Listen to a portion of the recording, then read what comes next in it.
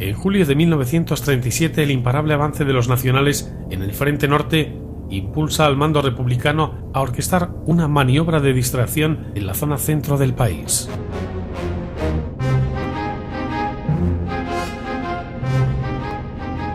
Tres divisiones mandadas respectivamente por Lister, el campesino y el asesor soviético general Walter van a ser las protagonistas de la ofensiva republicana.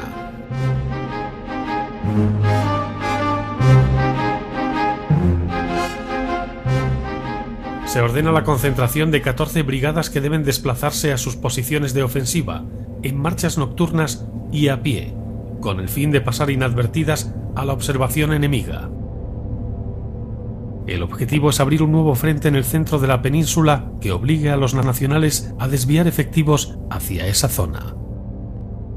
Una ofensiva en la meseta central asestaría a los nacionales un golpe por la espalda y aliviaría la presión sobre el territorio que aún no ha sido conquistado en el norte.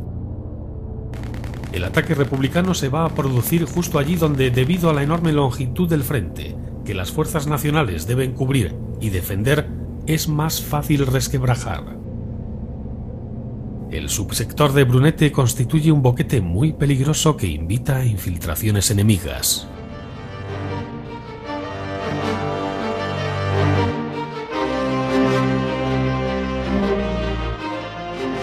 Los republicanos tratarán de romper el frente en la zona que se extiende desde el norte de la Casa de Campo hasta el sur del Puerto de los Leones.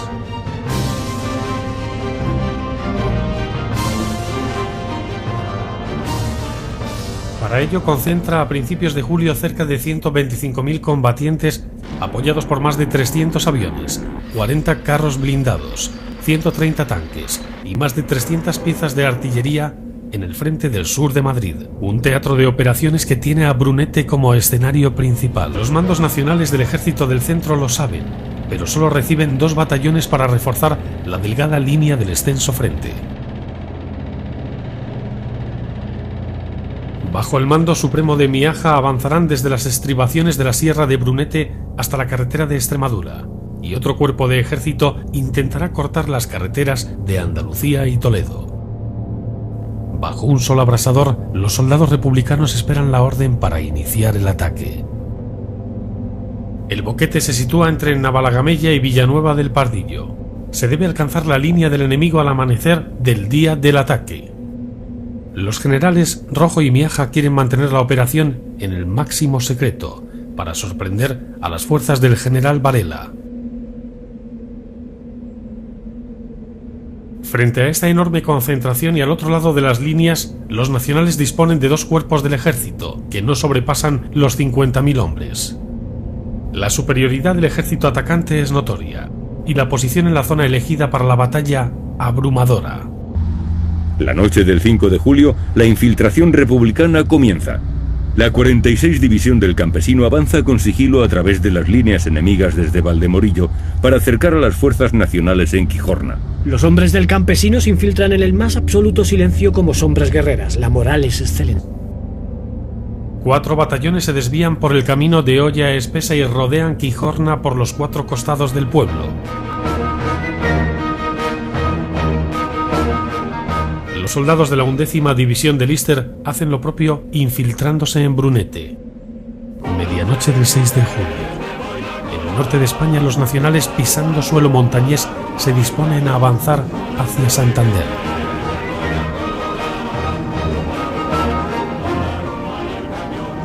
A esa misma hora, la 11ª División de Lister inicia el ataque sobre Brunete. Con las primeras luces del día, los soldados calan bayonetas, reparten bombas de mano y cargan contra las primeras casas del pueblo. La reducida guarnición de Brunete poco puede hacer para defenderse. El puesto de mando nacional y algunos edificios resisten unas horas, pero el fuego cruzado de las ametralladoras, acompañado de rápidos asaltos, termina con las últimas resistencias. A media mañana, la 11 División ocupa todo el pueblo de Brunete. Tras ocupar el pueblo, 2 batallones se desvían hacia el sur por la carretera de Sevilla la Nueva y Navalcarnero, y la 9ª Brigada se dirige hacia el este camino de Boadilla del Monte. Cuando anochece, las fuerzas de la 46 División del Campesino ocupan Villanueva de la Cañada tras duros y sangrientos combates. Es decisivo el certero tiro de su artillería y del uso que hacen de los carros blindados. El ataque de las fuerzas republicanas con forma de flecha ha conseguido resquebrajar el frente. El bando nacional reacciona con la máxima rapidez a la ofensiva republicana. Su misión consiste en impedir el paso sobre el río Guadarrama y avanzar hacia Brunete para socorrer la plaza y evitar que el enemigo avance por la carretera de Brunete a Boadilla.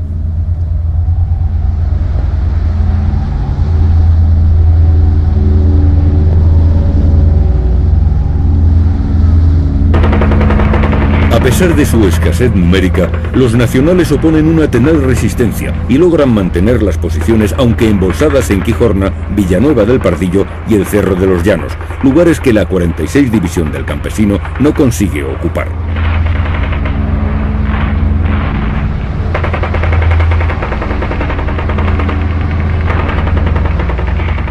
En Villaviciosa de Odón, un batallón nacional frena el avance de Lister.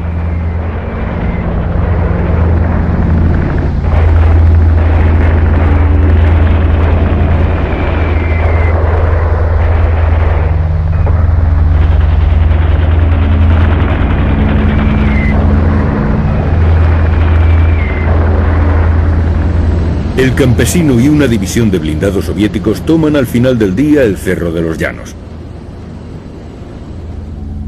El general Varela pide urgentemente refuerzos. Sin tocar en ningún caso el frente del norte, el general Franco decide desviar unidades próximas, reforzando el frente con las divisiones 150 y 108 de su ejército del centro, hasta llegar a reunir una fuerza superior a los 100.000 soldados.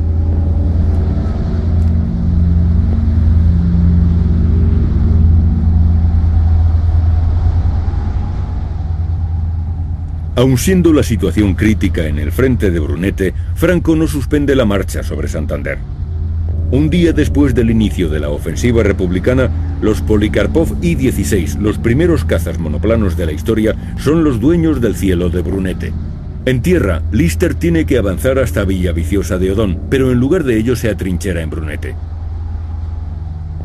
Los nacionales aprovechan bien esa tregua y al caer la noche forman una barrera de contención en un semicírculo alrededor de Brunete, con la primera bandera de la Legión, los tabores 1, 5 y 6 de regulares de Melilla y el batallón de la Victoria. Ninguno de los dos bandos pudo dormir esa noche. Aunque las fuerzas de Lister están taponadas en Brunete, el Estado Mayor republicano decide que continúe la ofensiva aprovechando que el enemigo no dispone aún de reservas numerosas en la zona.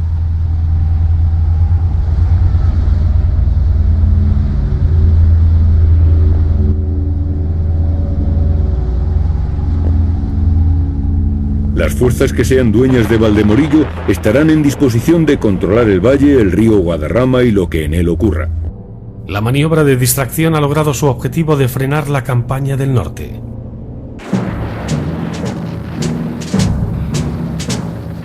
La ofensiva nacional sobre Santander estaba prevista para el 10 de julio, pero deberá esperar.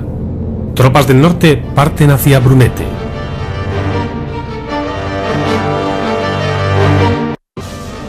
Franco suspende el avance sobre Santander. Se desplazan a la zona. Las 4ª y 5ª Brigadas Navarras inician su marcha hacia Brunete. A lo largo del 7 de julio los combates se suceden en las inmediaciones del río Guadarrama. La 11ª División logra cruzar el río a la caída de la tarde, con Lister a la cabeza. Hasta ese día la superioridad republicana en el aire es manifiesta, gracias a la cobertura de las 13 escuadrillas formadas por los Polikarpov y 15. En tierra, después de 16 horas de intensa lucha, el campesino comunica al alto mando que Quijorna ha caído. Fue una acción magnífica de Modesto, sin que, si era necesario, se ponía en primera línea y mandaba a los batallones como el mejor capitán de campo. Con la caída de Quijorna prosigue el avance republicano hacia Perales de Milla, hasta rebasar el camino de Quijorna a Navalagamella. El 9 de julio el general Quindelán destina el grueso de la aviación nacional para expulsar a los republicanos de la orilla derecha del río Guadarrama.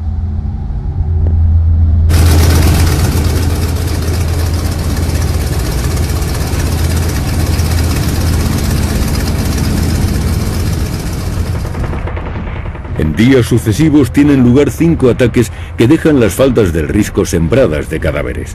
Cerro Mosquito se convirtió en una ratonera mortal. No se sabía de dónde venían las balas.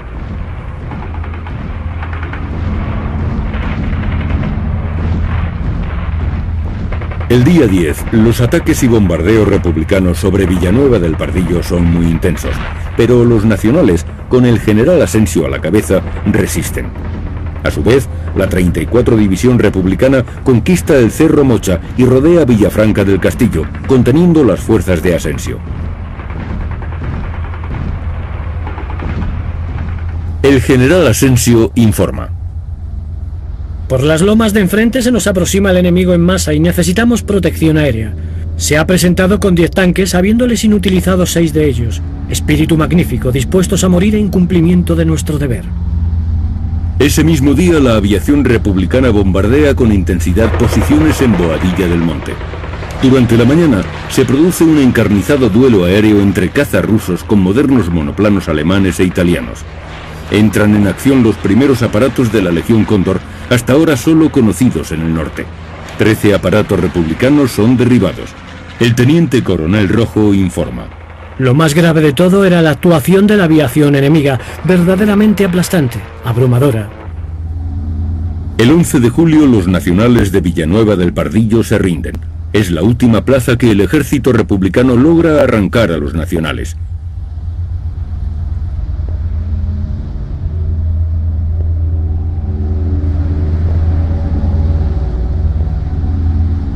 Pero el segundo tabor de Tetuán rompe el cerco a dicho pueblo y consiguen infiltrarse en Villafranca del Castillo.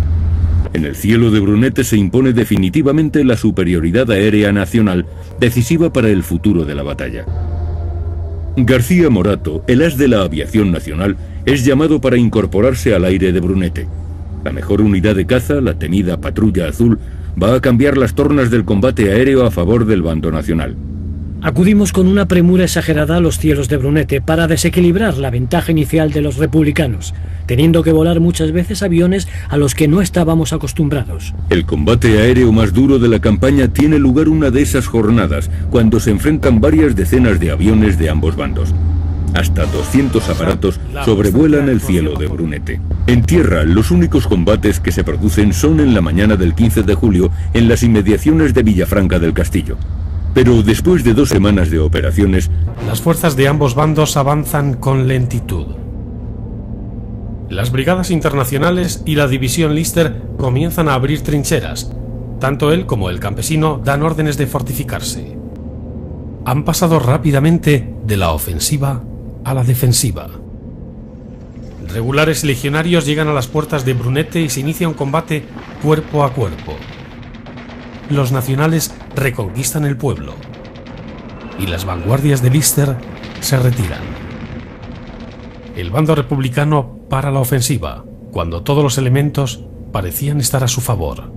El 16 de julio el general Asensio intenta un nuevo asalto al castillo de Villafranca, pero los hombres del campesino rechazan el ataque. Más al norte las tropas nacionales ocupan Navalagamella. Sin embargo, 40 blindados soviéticos acuden a su petición de socorro y Brunete queda por tercera vez en manos del ejército republicano.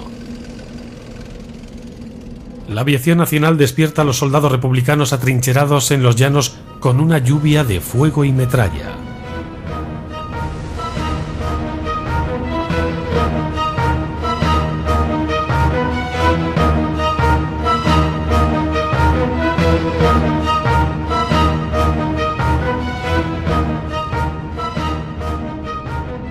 Ha comenzado la contraofensiva nacional. Es el 18 de julio de 1937. Desde ese día los aviones republicanos apenas aparecerán ya por la batalla, dejando desamparadas a las tropas, que son ametralladas sin descanso. Ambos contendientes llevan luchando 15 días y avanzan con lentitud sobre el terreno. El 19 de julio los nacionales desencadenan un nuevo ataque sobre la carretera de Brunete a Boadilla del Monte. Los republicanos abandonan sus posiciones en desbandada. Tras 2 semanas de combates en Brunete y alrededores, la situación se vuelve desesperada para los republicanos. Las divisiones del campesino y de Lister ya piden el relevo tras 15 días de combate, pero el inicio de la contraofensiva nacional impide que éste se efectúe y deben seguir en la brecha. El silencio del alba del día 24 se rompe con un intenso bombardeo artillero nacional sobre el sector de Brunete.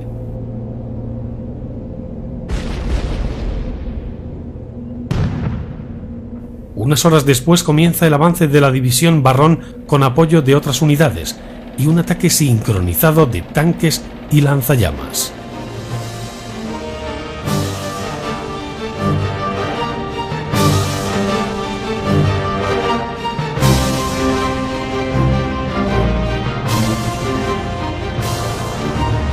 A mediodía y después de fuertes combates, las tropas nacionalistas ocupan de nuevo el pueblo. Las unidades de la división 11 de Lister se baten a la desesperada a pesar de acumular más de 20 días de lucha ininterrumpida.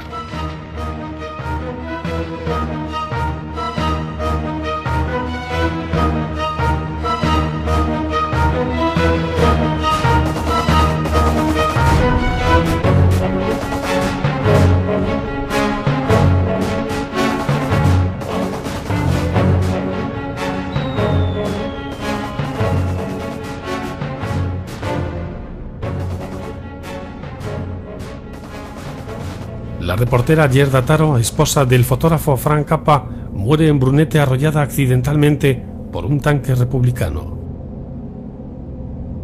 Apoyando a Lister se encuentran los hombres de la 14ª División de Mera, pero la situación se agrava y se retiran abandonando las posiciones hasta el cementerio de Brunete, situado sobre una pequeña altura desde la que se domina la población. Toda la mañana del día 25 se lucha en torno al cementerio. De pronto, a eso de las 12 del mediodía, con enorme asombro de todos los combatientes, pudo verse la aparición de un soldado a caballo, con boina roja de requete con camisa azul, que portando una bandera y un racimo de bombas de mano iba destrozando, uno a uno, todos los nidos de ametralladoras enemigas. Nadie comprendió cómo ese matarrojos pudo sobrevivir sin alcanzarle las balas enemigas. Las tropas de Lister y del campesino, agotadas y sin el relevo solicitado, abandonan. Franco dijo que su acción les hizo avanzar posiciones, atreviéndose a afirmar que les ayudó a ganar la batalla. Recordemos que la victoria nacional de Brunete se logró el 25 de julio, jornada en la que se conmemoraba la festividad del patrón de España, Santiago Apóstol. Brunete, o lo que queda de él, vuelve a los nacionales después de 20 días de sangrienta batalla.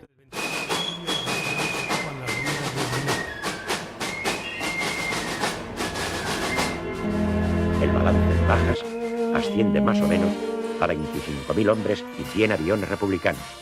10.000 hombres de Franco y 25 aviones, y un mes de retraso en la campaña del norte.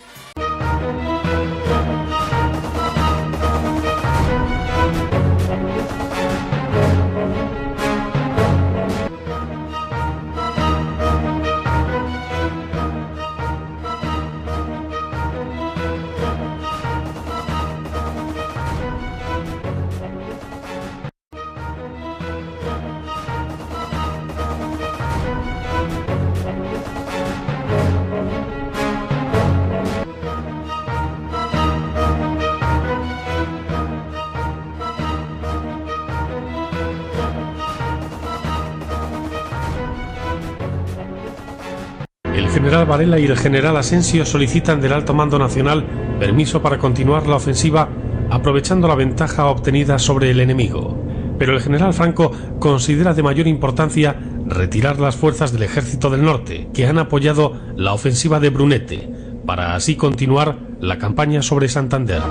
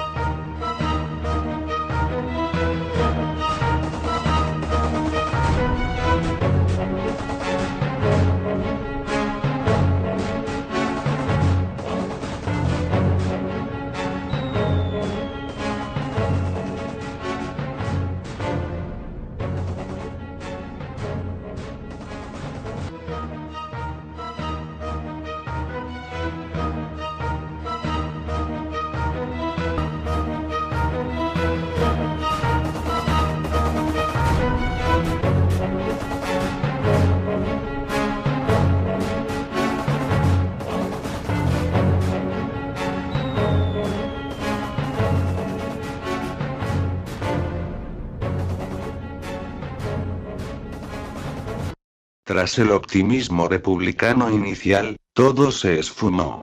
Los rojos no consiguieron ninguno de sus objetivos. No recuperaron terreno alguno, el ataque a Madrid continuó y la ofensiva a Cantabria se reanudó poco después. Además, las pérdidas humanas y materiales fueron enormes y difícilmente reemplazables, cosa que agravaba el abatimiento de muchos milicianos que comenzaron a darse cuenta que tenían un ejército mucho menos preparado, y muy inferior en experiencia y conocimientos militares. Que los recursos con los que contaban se gestionaban mal. La guerra se les comenzaba a poner muy cuesta arriba, mientras que los nacionales eufóricos y plenos de moral gritaban: ¡Viva siempre España! ¡Viva siempre España! ¡Viva siempre España!